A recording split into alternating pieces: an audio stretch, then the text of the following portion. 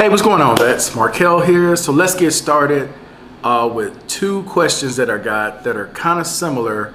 They both deal with our U.S. government. One deals with Social Security. The other one deals with the Department of Veterans Affairs.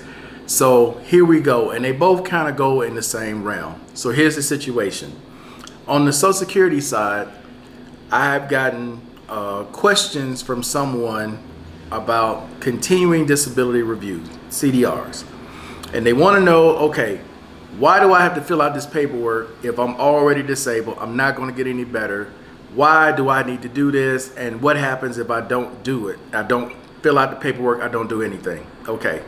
My response was to send them the web link that shows on Social Security website. What happens if you don't fill out the form for the CDR, which is required by law? Okay.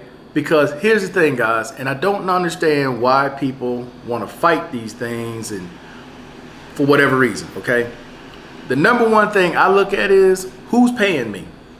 The U.S. government. Well, the U.S. government is paying me and they say, hey, we need you to fill out these forms and return them back to us, okay? And we may send you to exam. Okay, cool, no problem. That's no more than 5-10 minutes out of my day to fill out that form. And to see what they come up with and they need me to go to an exam, I go to the exam.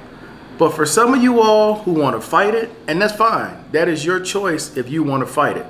The number one thing I would suggest to you all is remember who's paying you.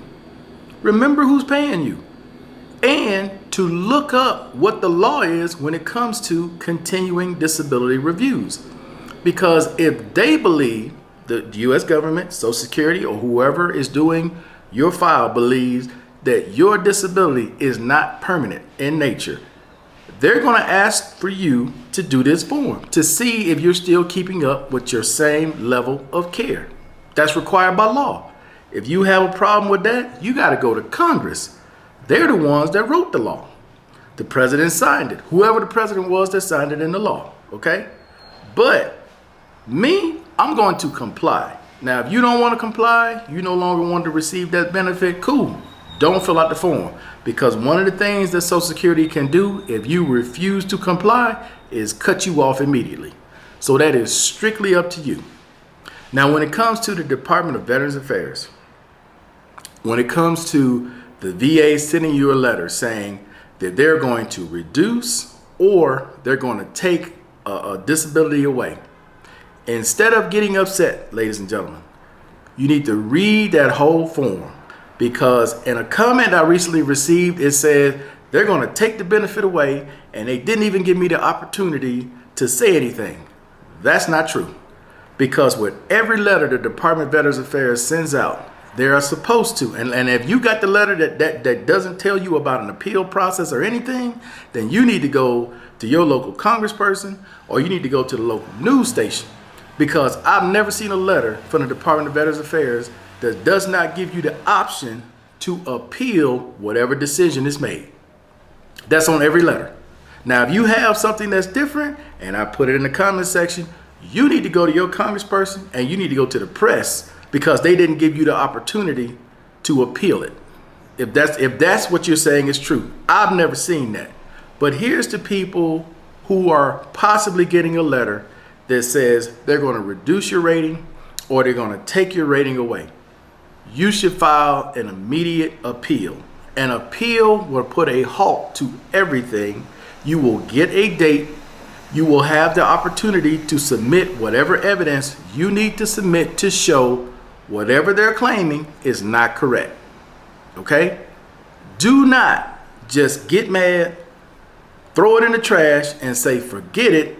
And then they're just going to take it away, okay? They're going to give you anywhere from 90 to 180 days to comply with whatever it is, to fill out a form, to file an appeal, and you can do an appeal online. Appeals are super easy now. You don't have to go nowhere. Sometimes you can even do it over the phone, depending on what it is, okay? If you're having trouble online, call them on the phone. Let them walk you through it. But doing nothing is just going to guarantee they're going to take it away or they're going to reduce it. It's just that simple, guys. So please, when you get letters in the mail from your U.S. government, remember who is paying you? And most of the time, what they're asking you to do, especially on the Social Security side, is just to complete a form. They want to see where you are today from where you were the last time they did an exam.